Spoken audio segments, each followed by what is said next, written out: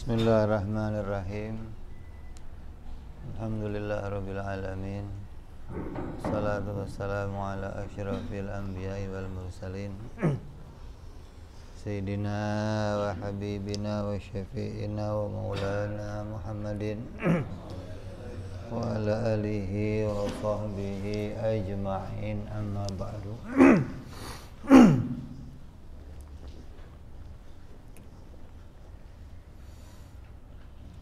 Fatiha ila ruhi sayyidina habibina syafi'ina rasulillah sayyidina Muhammad ibn Abdullah sallallahu alaihi wa ala alihi wa ashabihi wa azwajihi wa dhurriyyatihi. Inna Allah ya'ali al-rijali fil jannah wa yaqawna bi-asrarihim wa anwarihim wa alumihim wa fadhim barakatihim fid dini wa dunya wal akhirah. Summa al-fatiha ila sahibil kitab Syekh Ibrahim al-Bayyuri rahimahullah, summa ila sahibi Syekh Imam Muhammad Nawawi al-Bantani rahimahullah, summa ila sahibi al-Walid al-Habib Abdullah bin Muhsin al-Attas, nafa'ana Allah bima fi ulumi fid darain. Lahumul Fatiha. A'udzu billahi minasy syaithanir rajim. Alhamdulillahi rabbil alamin arrahmanir rahim maliki yaumiddin. اهدنا الصراط المستقيم صراط الذين أنعمت عليهم غير المغضوب عليهم ولا الضالين آمين. بسم الله الرحمن الرحيم. نويت التعلم والتعليم تذكرا والنفع والانتفاع والحث على التمسك بسنة رسول الله صلى الله عليه وسلم إلى الهدى والدلالة على الخير ابتغاء مرضاته وقربه وثوابه وحسن الخاتمة مع اللطف والعافية وصلاح العاقبة. Bismillahirrahmanirrahim. Alhamdulillah wassalatu wassalamu ala rasulillah Sayyidina wa habibina wa syafi'ina wa maulana Muhammadin ibni Abdillah wa ala alihi wa sahbihi wa man walah, amma ba'du.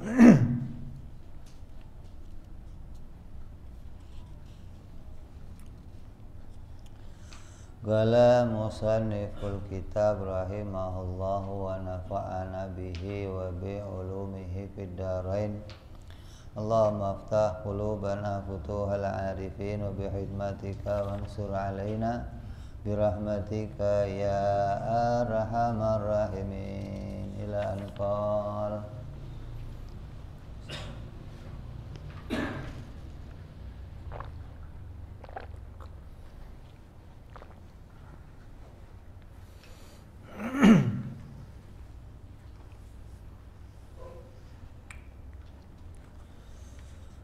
selesai kita membahas sifat-sifat Allah dan sifat-sifat para nabi alaihimussalatu wassalam. Maka kita sampai pada khatimah, penutupan. Artinya bab-bab yang berkaitan yang akan menjadi penutup kitab ini. Musannif berkata, nas'alullaha ta'ala husnaha. Kami bermohon kepada Allah manfaat yang baik dengan adanya penutup kitab ini. Beliau menyampaikan yajibu ala syahsin, diwajibkan pula kepada setiap orang yang beriman,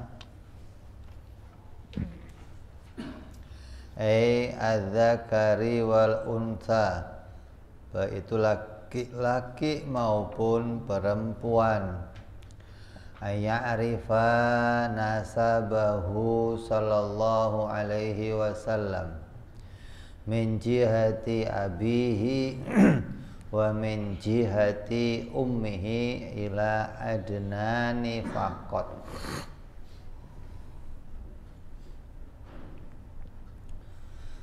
Untuk mengetahui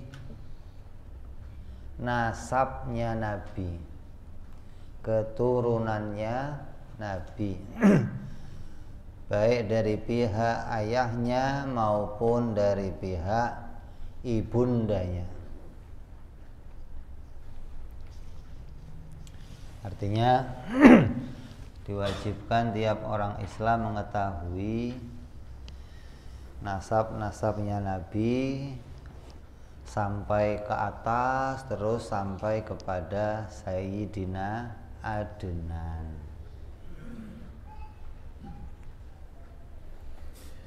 Amma ma ba'dahu fala yajibu ma'rifatuhu bila khilafin bal karrahahu Malik. Adapun silsilah setelahnya Adnan ke atas sampai ke Nabi Ibrahim, sampai ke nabi-nabi terus ke atas, tidak ada kewajiban mengenalnya tanpa ada perbedaan pendapat ulama. Bahkan Imam Malik mengatakan hukumnya makruh. Jadi kalau kamu kok sampai menghafalkan ke atas, boleh enggak? Ya enggak ada kewajiban. Ya boleh aja mau kamu hafalin, boleh aja mau kamu enggak hafalin. Malah Imam Malik mengatakan yang ke atas itu hukumnya makruh. Karena ada tuh sering anak kecil ya hafal sampai Nabi Adam, dari Nabi Muhammad terus ke atas ke Nabi Nuh, ke Nabi Ibrahim, ke Nabi Nuh, terus sampai. Kalau dihukumi oleh ulama secara umum nggak ada kewajiban. Adapun Imam Malik mengkhususkan, kalau ke atasnya Sayyid Adnan hukumnya makruh.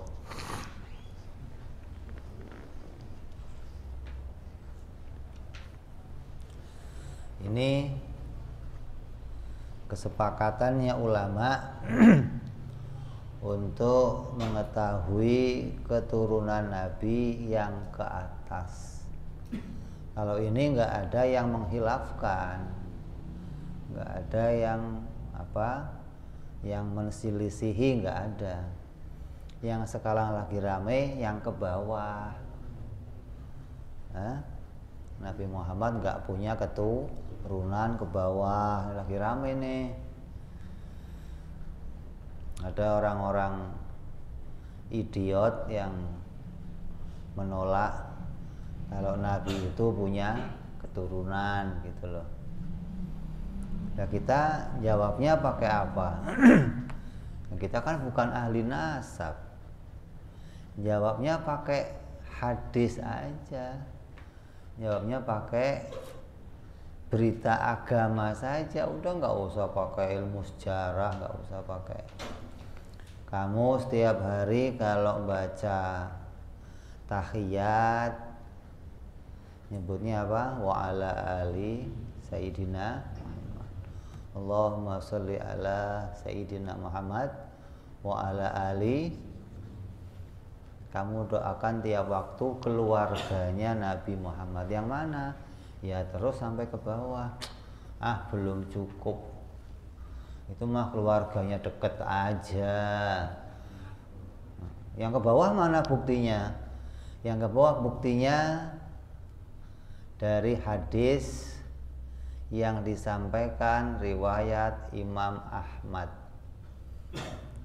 Di Musnad Ahmad, riwayat Imam Ahmad dikatakan bahwa akan keluar dari keturunanku seseorang yang bernama Imam Mahdi. Namanya sama dengan namaku, bapaknya sama dengan bapakku. Dia keluar dari Madinah akan pergi ke Mekah nanti dan akan dibaiat dengan orang-orang yang ada di Mekah. Lalu dia akan menuju ke mana? Ke Masjid Putih, Menara Putih di mana? Dari situ akan menuju lagi ke Palestina. Ketika sholat di Palestina, sholat asar, muncullah Nabi Isa alaihissalam, dan Nabi Isa menjadi makmumnya di dalam sholat. Hadisnya panjang. Nabi mengatakan akan keluar dari keturunanku, bukan dari umatku. Lah kalau keturunan Nabi nanti akan mengeluarkan Imam Mahdi, berarti yang sekarang nggak ada gitu maksudnya.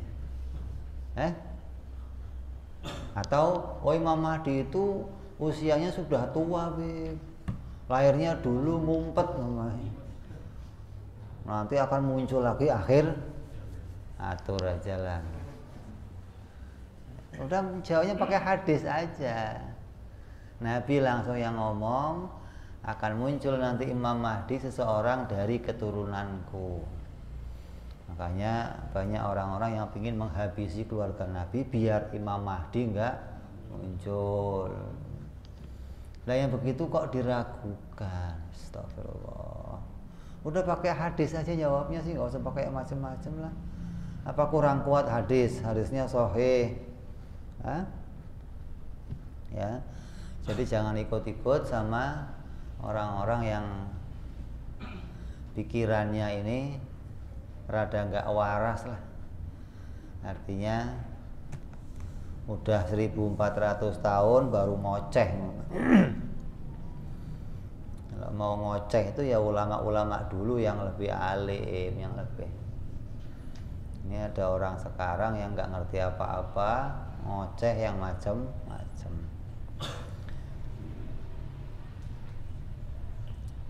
Jadi wajib kita mengetahui nasabnya Nabi dari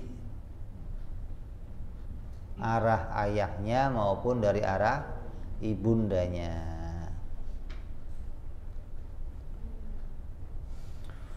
Wa amma nasabuhu sallallahu alaihi wasallam min jihati abihi. Yang pertama akan dibicarakan nasabnya Nabi dari arah ayahnya, yaitu Sayyiduna Muhammad bin Abdillah. Nabi Muhammad itu ayahnya namanya Abdullah. Famin kalamihi radhiyallahu anhu minat tawil, dan di antara karya sastrawan, semoga Allah meridhoinya, tertulis syair Bahar Tawil. Ada yang mensyairkan tentang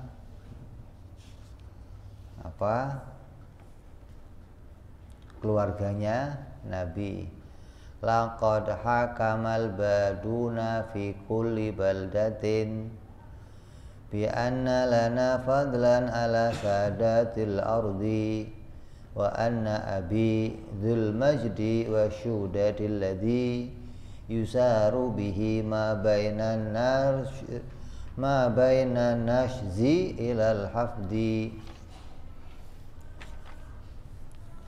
Sungguhnya benar-benar telah ditetapkan oleh masyarakat di seluruh negeri dengan ketetapan bahwa sungguhnya kami mempunyai kelebihan atas pemimpin-pemimpin dunia, dan sungguhnya ayahku adalah orang yang mempunyai kebesaran dan kemuliaan, yang dengan hal itu dijadikan kebahagiaan tersendiri oleh orang kalangan pembesar baik umat Islam dari kalangan bawah maupun pada umumnya. Di nasab itu yang memutuskan bukan hanya seseorang, tapi diputuskan oleh masyarakat seluruh negeri.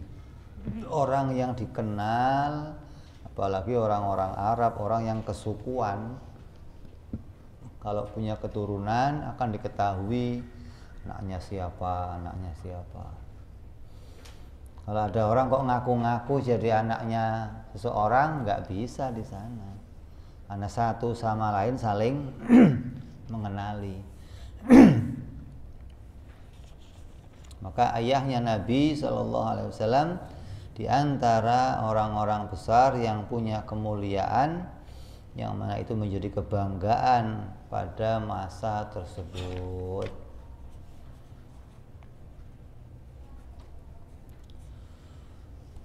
Sayyid Abdullah itu meninggal ketika Nabi berada di dalam kandungannya. Ketika beliau melakukan perjalanan, kemudian pulang sampai ke kota Madinah, beliau sakit dan meninggal di sana. Dikuburkan pula di sana. Terus Sayyid Abdullah ibn Abdul Muttalib adalah anaknya Abdul Muttalib. Ismuhu Amir au Syaibatul Hamdi. Nama aslinya adalah Amir atau Syaibatul Hamdi.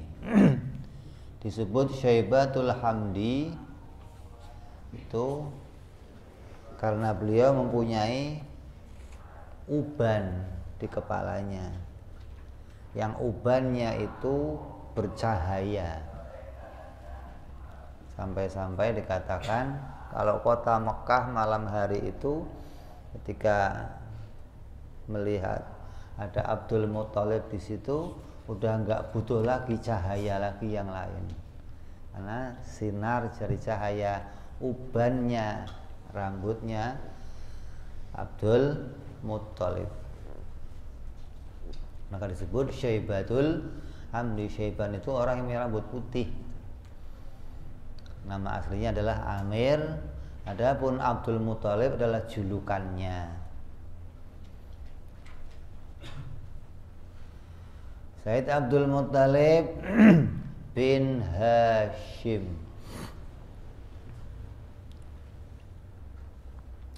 anak dari Hashim. Maka nama aslinya adalah Amr atau Umar. Hashim ini punya saudara namanya Muttalib. Hashim ini bersaudara berdua, satu Hashim, satu Muttalib. Makanya dari dua keluarga ini, Hashim dan Muttalib, keduanya orang-orang yang dilarang menerima zakat. Bani Hashim dan Bani Muttalib. Keduanya itu, Hashim dan Muttalib, anaknya Abdu Manaf.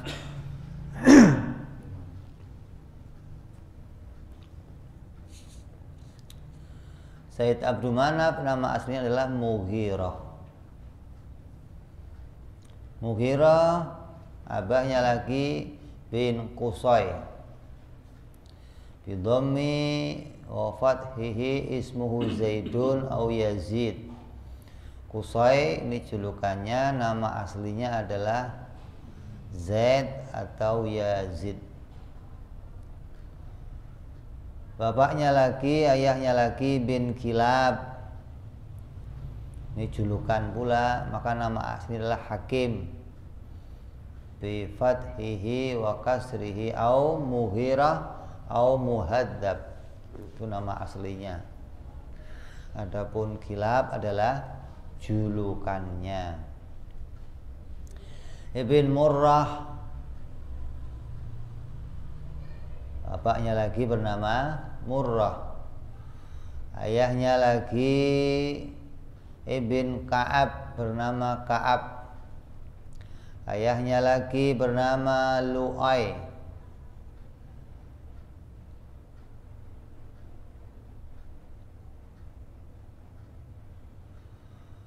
Ayahnya lagi Ibn Ghalib. Ayahnya lagi bin Fihir. ayahnya lagi bin Malik, maka Malik ini wa kunyatuhu Abu Harith, yang bernama Abu Harith.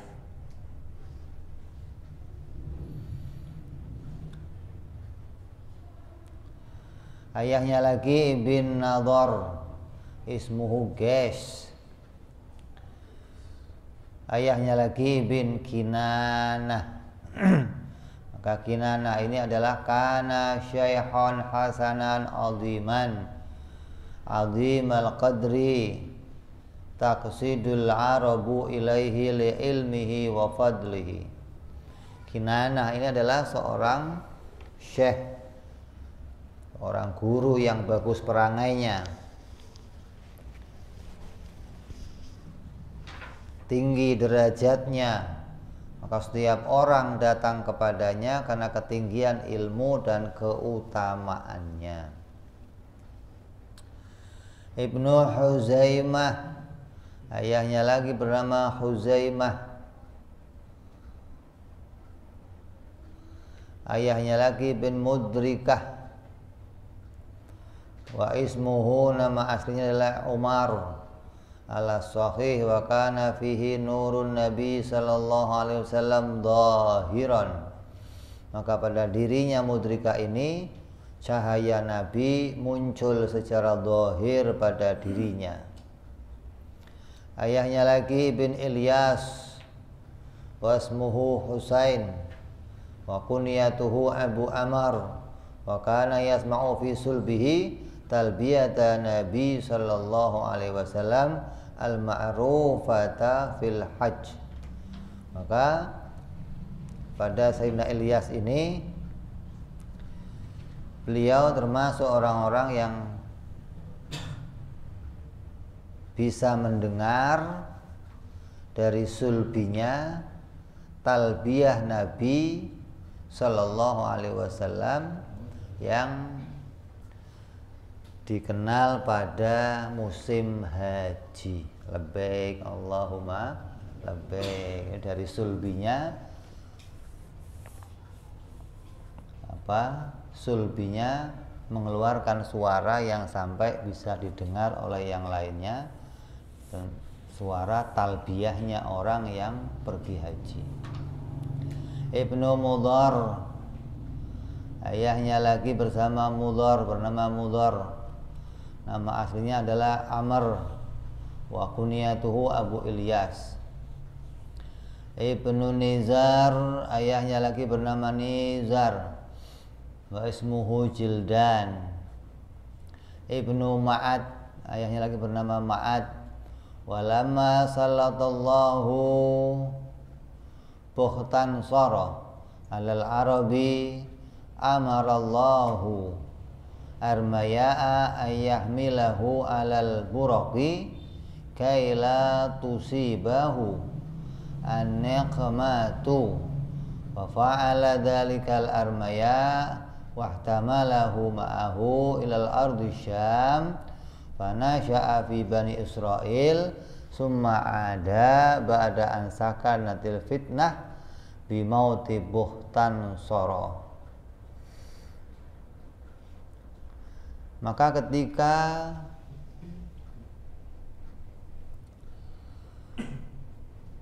pada masa itu kerajaan dipimpin oleh seorang yang berkuasa yang bernama Buhtansor terhadap orang-orang Arab. Di raja-raja pada masa itu yang memimpin, ada raja-raja yang kemudian berkuasa yang bernama Buhtansor. Maka Allah memerintahkan kepada Armaya untuk membawa Ma'ad ini di atas buruk malaikat, agar ia tidak tertimpa kecelakaan.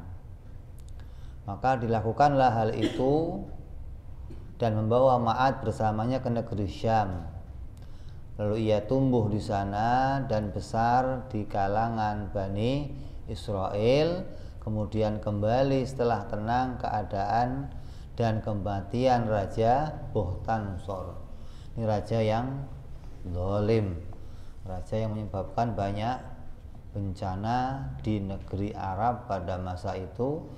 Nah, di dalam sulbinya Sayyid Ma'ad ada Rasulullah Sallallahu Alaihi Wasallam, maka Allah menyelamatkannya, memindahkannya ke tempat yang aman. Ketika sudah nggak ada fitnah, dikembalikan lagi ke negeri Arab lagi. Kemudian Ma'ad, ayahnya lagi namanya Ibnu Adnan, ayah namanya Adnan. Dan Adnan ini wakana fi zamani Musa alaihissalam ala sahih. Maka Sayyid Adnan ini hidup pada zaman Nabi Musa alaihissalam. Jadi ketika Sayyid Ma'ad itu dipindahkan ke Bani Israel, ya zamannya ya mendekati zaman Nabi Musa. Setelah Nabi Musa negerinya aman dari Fir'aun, kemudian pindah ke mana? Palestina, menyeberangi lautan, maka ada perpindahan ya Sayyid Ma'ad dari Arab ke Bani Israel. Nah, kalau Sayyid Adnan hidupnya pada masanya Nabi Musa alaihissalam. Wa ijma'al ulama ala anna Rasulullah sallallahu alaihi wasallam innama intusibat ila Adnan. Dan telah bersepakat para ulama bahwasanya Rasulullah sallallahu alaihi wasallam silsilahnya dinisbatkan sampai kepada Sayyid Adnan, karena ini langsung dibacakan oleh Nabi Shallallahu Alaihi Wasallam. Adapun ke atasnya Nabi nggak pernah menyebutkan, hingga walaisa fiha ba'dahu, tidak ada nasab sesudahnya. Ai Adnan maknanya sesudah Sayyid Adnan ila Adam alaihissalam. Kenapa laisa thoriqon shahihan, enggak ada riwayat-riwayat yang sahih fi ma yunqalu, dari riwayat yang dinukil, lima waqa'a fihi minal aqwalil mukhtalifatin al mutaba'idah, yang mana riwayat-riwayat yang menceritakan tentang dari Sayyid Adnan sampai ke Nabi Adam alaihi wassalatu wassalam, itu riwayat-riwayat yang saling bertentangan dan saling menjauh. Satu ngomong jumlahnya sekian, satu ngomong jumlahnya sekian, satu ngomong ketemunya ini satu, hingga beda-beda pendapat yang satu dengan yang lainnya. Maka yang terbaik kita hanya diperintahkan untuk mengetahuinya sampai Sayyid Adnan, tidak lebih. Kalau lebih bagaimana? Nggak ada kewajiban dan nggak ada yang jamin kebenarannya. Bahkan Imam Malik memakruhkan hal tersebut. Selesai sampai kepada Sayyid Adnan. Wa amma nasabuhu sallallahu alaihi wasallam, adapun nasabnya Rasulullah sallallahu alaihi wasallam dari ayah ibundanya itu adalah bahwa Sayyiduna Muhammad sallallahu alaihi wasallam bin Aminah. Beliau adalah putra dari Siti Aminah, As-Sayyidah Aminah, seorang yang suci, seorang yang bersih, walaupun tinggal di kota Mekah, tapi sama sekali nggak pernah berurusan dengan berhala-berhala yang ada di kota Mekah. Binti Wahab, Sayyidah Aminah ini anak dari Sayyid Wahab. Sayyid Wahab bin Abdi Manaf, Sayyid Abdi Manaf bin Zuhrah.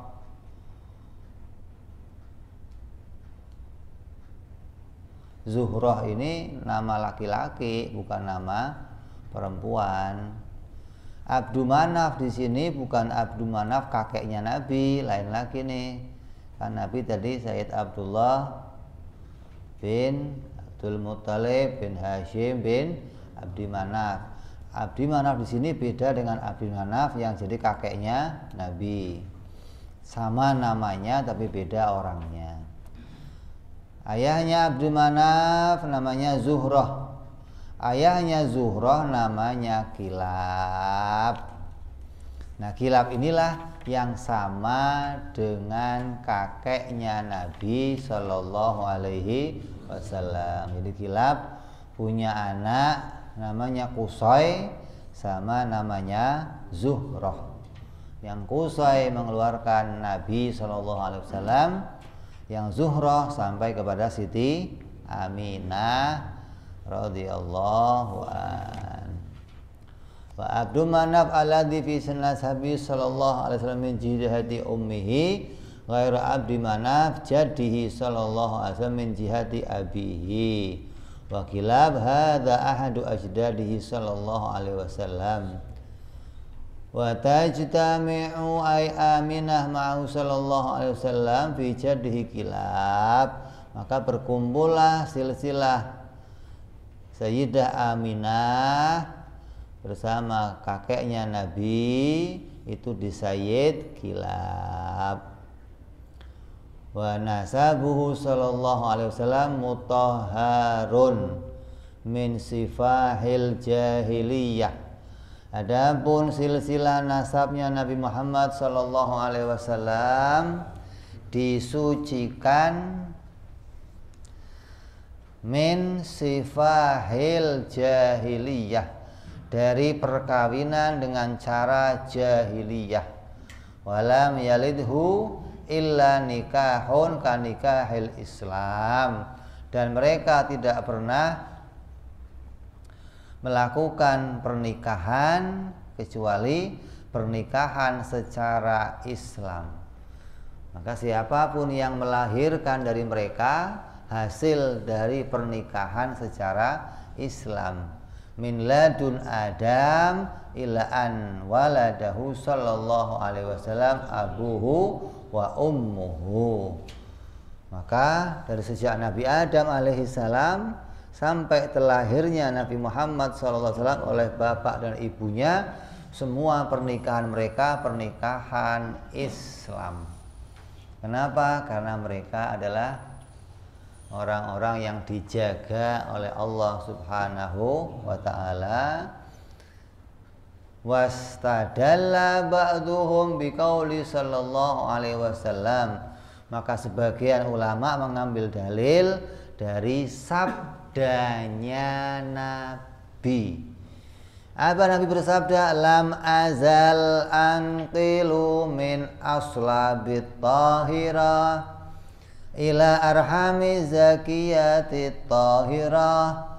Aku berpindah-pindah dari sulbu orang-orang yang suci ke rahimnya orang-orang yang suci pula. Ini hadis ini. Nabi mengatakan aku berpindah. Aku itu berarti mulai kapan tuh? Mulai Nabi Adam alaihi salam. Berpindah dari Nabi Adam ke Siti Hawa. Nabi Adam punya sulbi yang suci, masuk ke rahimnya Siti Hawa yang suci. Dari Siti Hawa lahir ke anaknya laki-laki bernama Sis, masuk ke sulbinya yang suci. Sis kawin kepada istrinya, masuk ke rahim istrinya yang suci. Lahir lagi ke anaknya laki-laki, masuk ke sulbinya yang suci, kawin lagi dengan orang yang suci, masuk ke rahimnya, terus berpindah dari sulbi yang suci ke rahim yang suci, terus sampai kepada abahnya Sayyid Abdullah dan pindah ke rahimnya Siti Aminah radhiyallahu an sampai lahirnya Rasulullah sallallahu alaihi wasallam. Dan Nabi itu lahirnya 2 kali. Kalau kita kan lahirnya sekali. Yang merasakan kelahiran kamu siapa? Hah? Ibu, bapak ngerasain nggak? Hah? Enggak. Kalau Rasulullah bapaknya ikut ngerasain. Ketika sulbi Rasulullah masih ada pada diri bapaknya, dalam diri bapaknya terdapat banyak keistimewaan. Terpancar cahaya, terpancar nur, terpancar banyak. Ketika sulbi nur itu pindah, dia ngerasain, pindah dah ini. Lepas. Merasakan pindahnya, hamil dah istri saya. Gitu loh. Saya mau nanya, kamu waktu istri kamu hamil, kamu ngerasain nggak? Nggak ngerasain apa? Rasulullah nggak begitu. Tiap bapak-bapak mereka, tiap ayah-ayah mereka yang di dalam sulbinya ada terkandung nur Rasulullah, ketika pindah mereka merasakannya. Iya, karena setelah pisah nurnya hilang, banyak kemuliaannya berkurang, banyak cahayanya redup. Kenapa? Nurnya sudah pindah ke rahim istrinya, gitu. Maka di rahim istrinya berkembang dengan istimewa. Lalu lahir lagi, terus begitu hingga Nabi lahirnya 2 kali. Bapaknya ikut ngerasain ngelahirin, maknya ikut ngerasain ngelahirin. Makanya kalau di kitab berjanji Nabi dilahirkan dari mulai awal pindah dari sulbi ayahnya diketahui, lalu keluar dari rahim ibunya pun diketahui. Nah, diriwayatkan Nabi lahirnya kalau dari rahim ibunya kan bulan Maulid. Kalau lahir dari rahim ibundanya dikatakan bulan bulan Sya'ban dikatakan bulan Sya'ban itu bulannya Nabi Shallallahu Alaihi Wasallam. Nah, dari sini jelas bahwa ayah ibunya Nabi adalah orang-orang suci. Jangan ikut-ikut sama kelompok-kelompok yang mengatakan ayah ibu Nabi di neraka. Hati-hati nih. Ada kelompok-kelompok sekarang yang berpegang kepada teks-teksnya hadis. Mereka katakan bahwa ayah ibu Nabi masuk ke dalam neraka. Dari mana buktinya? Nabinya sendiri yang ngomong. Sesungguhnya bapakku dan bapakmu ada di dalam neraka. Dia ada seorang sahabat nanya sama Nabi, ya Rasulullah, bapakku di mana? Bapakmu di neraka. Maka orang itu mukanya langsung merah. Terus tanyalah, bapakmu di mana? Nanya lagi ke Rasulullah. Karena bapak yang disebut neraka, dia nanya, kalau bapakmu di mana ya Rasulullah? Bapakmu dan bapakku di dalam neraka. Dari hadis itulah orang-orang ini mengatakan bahwa ayahnya Nabi dan ibundanya Nabi masuk ke dalam neraka. Padahal dari hadisnya Nabi, mereka adalah orang-orang yang disucikan oleh Allah Subhanahu wa Ta'ala. Yang dimaksud Nabi bapakku, abi, itu adalah pamannya, bukan ayah kandungnya. Orang ini ngotot, nggak bisa. Kalau paman ya ami, bukan abi. Kalau abi itu ya ayah. Kalau paman apa? Ami.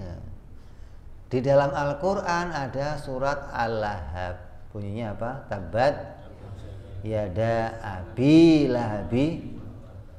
Maka nanti ini ngomong orang itu, besok kalau baca Al-Lahab kamu ganti tabat yada ami lahabi wa tab, gitu. Jangan yada abi lahab.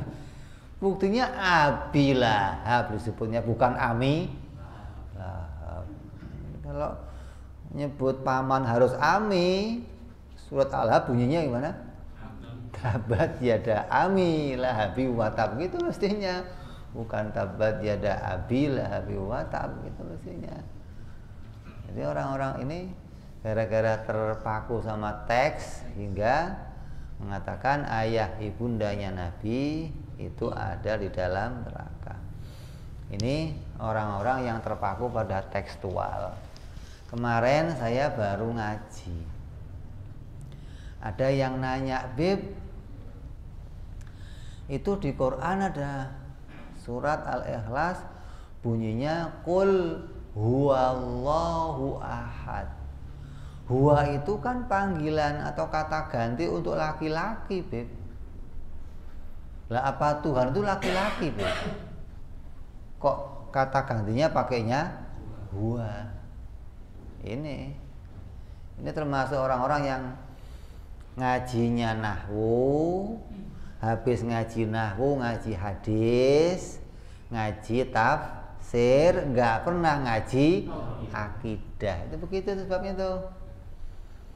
Hingga ketika ketemu teks-teks yang begitu, mereka salah memaknai. Nanti ngartiin huwa diartikannya apa.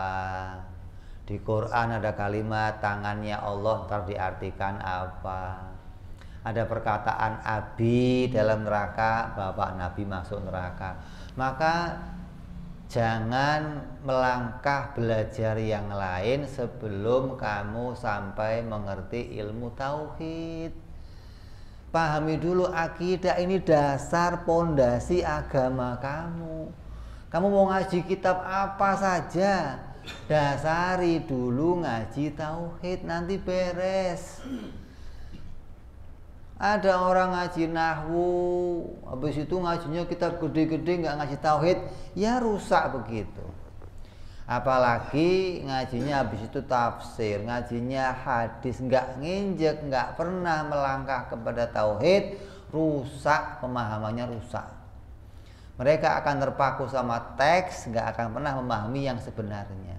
Maka pondasi ini adalah akidah. Ini perkara yang penting untuk membangun agama. Semua ilmu yang lain yang kamu pelajari bisa kamu pahami dengan benar kalau pondasi keilmuan kamu sudah ngaji ilmu tauhid. Kalau enggak, mesti melenceng, mesti rusak.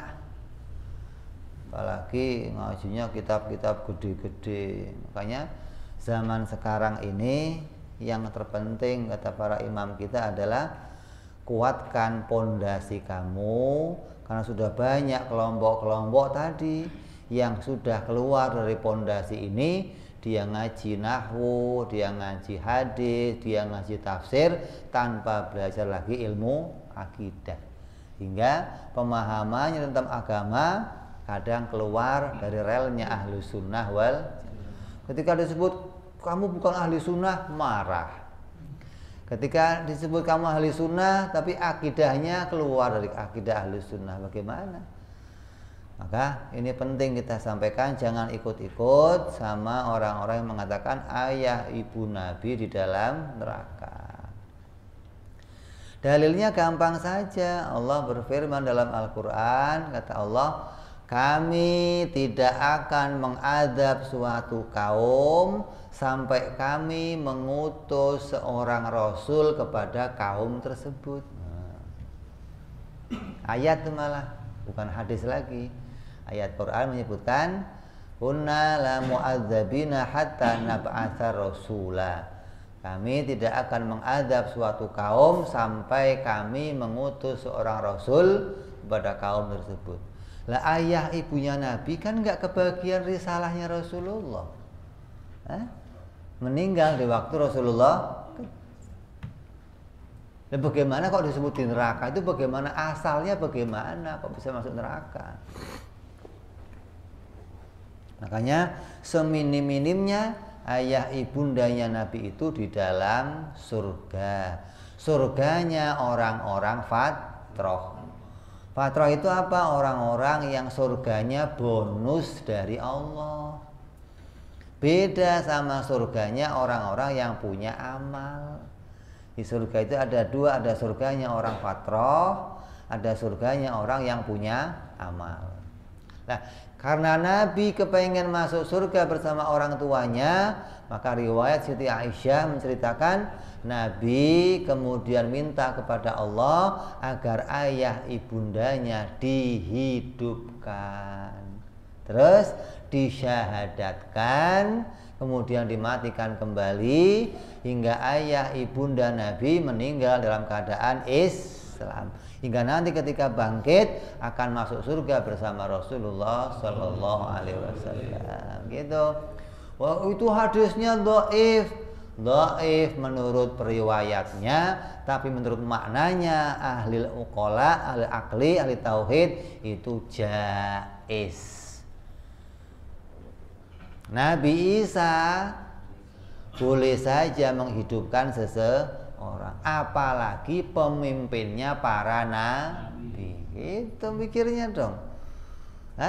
Wong yang bukan pemimpinnya aja bisa menghidupkan seseorang, apalagi pemimpinnya para nabi. Maka Rasulullah mohon kepada Allah agar ibundanya dihidupkan, ayahandanya dihidupkan, kemudian disyahadatkan, masuk Islam dan dimatikan kembali dalam keadaan muslim. Ini yang wajib kita imani dalam akidah Ahlus Sunnah wal Jamaah. Jadi akidah itu pondasi dasar. Kamu membangun agama nggak pakai pondasi ini nggak bisa, nggak, rusak. Apalagi tiba-tiba mau bangun agama nggak pakai madhab, oh sudah rusak. Madhab itu gambarannya apa? Madhab itu kayak jembatan antara kita dan Rasulullah, itu jauh jaraknya. Untuk tahu cara ibadahnya Nabi, sholatnya Nabi, zakatnya Nabi, puasa Nabi, kita jauh susah. Ibaratnya ada sungai di depan kita, untuk sampai ke sana kita harus punya jembatan yang membawa kita. Nah, jembatan itu namanya madhab. Ada Imam Abu Hanifah, ada Imam Malik, ada Imam Syafi'i, ada Imam Hambali. Madhab ini yang bawa kita ke sana. Akidah, madhabnya pakai apa? Imam Abu Hasan Al-Asy'ari. Oh, nggak perlu pakai madhab, langsung Quran. Bagaimana bisa? Jarak kita ke Nabi jauh. Kalau nggak pakai madhab, mau berenang kamu? Bagaimana? Dengan jarak yang jauh itu bisa memahami cara ibadah Nabi sempurna, hanya modalnya pakai Quran, hadis, dan ilmu yang terbatas. Maka nggak bisa kita sampai pada hal itu kecuali minta pertolongannya madhab. Lah madhab udah terbentuk semua, tinggal kamu milih madhab yang mana yang kamu mau pakai. Mau Hanafi boleh, mau Hambali boleh, mau Syafi'i boleh, mau Maliki boleh. Gak usah bikin madhab baru. Ada lagi madhab Soekarno, la ilaha illallah. Pernah dengar kan? Oh, nggak ngikutin medsos berarti. Iya. Ada sekarang namanya madhab Soekarno, Pak.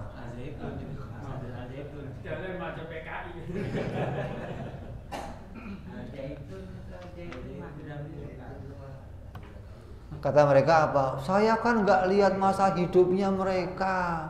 Gimana mau ikut mereka? Yang saya ikuti ya orang yang saya lihat masa hidupnya. Ya, lah kalau mau ngikutin masa hidupnya, yang namanya para nabi ini kan punya penerus. Penerusnya nabi siapa? Ya para ulama. Kalau kamu pakai jembatannya Syafi'i, ya ambil ulama Syafi'i yang hidup sekarang. Lihat cara ibadahnya, lihat cara sholatnya, lihat cara zakatnya, gitu dong. Karena ulama Syafi'i ini akan nyambung ke gurunya guru sampai Imam Syafi'i sampai ke sahabat Nabi sampai ke Rasulullah Sallallahu Alaihi Wasallam begitu. Nah, kalau nggak pakai jembatan ini mau pakai apa kamu beragama? Jadi bahaya. Sekarang banyak orang-orang aneh nggak ngerti ini mau cari tenar atau mau cari panggung atau memang otaknya rada idiot atau rada keblinger. Makanya akhir zaman ini akan muncul banyak kelompok-kelompok yang kata Nabi mereka adalah kelompoknya Dajjal. Mereka kelompoknya orang-orang yang menyesatkan. Hati-hati nih. Kelompok-kelompok orang-orang yang membawa kita akan keluar dari agama Islam. Di masa yang begitu, hal yang paling penting untuk kita apa? Jaga akidah. Nggak ada yang lain. Ketika kamu hanya mempertahankan sholat kamu, puasa kamu, haji kamu, berat. Yang akan kita pertahankan hanya akidah. Ketika akidah bisa kita bawa sampai mati, itu akan menyelamatkan kita dari neraka yang selama-lamanya. Maka pegang akidah kuat-kuat. Jangan lepas dari akidah hanya Ahlus Sunnah wal Jamaah yang ikuti pahamnya Imam Abu Hasan Al-Asy'ari radhiyallahu anhu. Mudah-mudahan dengan jalan ini kita diselamatkan oleh Allah di dunia sampai di akhirat, mati dalam keadaan husnul khatimah, membawa iman Islam sampai bersama Rasulullah sallallahu alaihi wasallam nanti di bawah benderanya Rasulullah sallallahu alaihi wasallam. Amin ya rabbal ala hadhihi niyyah wa ala niyatin shalah wa ila hadratin nabi. Al-Fatihah. A'udzu billahi minasyaitonir rajim. Bismillahirrahmanirrahim. Alhamdulillahi rabbil alamin arrahmanir rahim maliki yaumiddin. Iyyaka na'budu wa iyyaka nasta'in ihdinas siratal mustaqim. Siratal ladzina an'amta 'alaihim ghairil maghdubi 'alaihim waladdallin. Amin.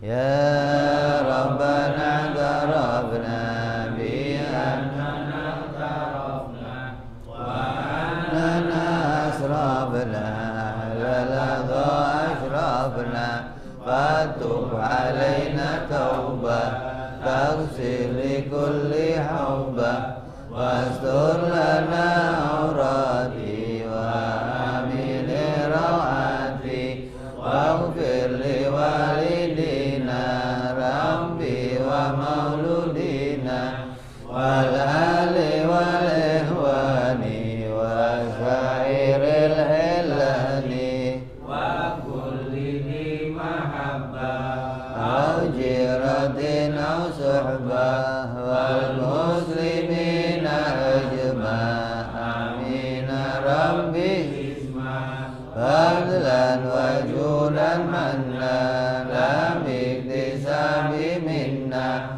bil mustafa rasulina bi kulli suli sallallahu wa sallam rabbi alaihi anda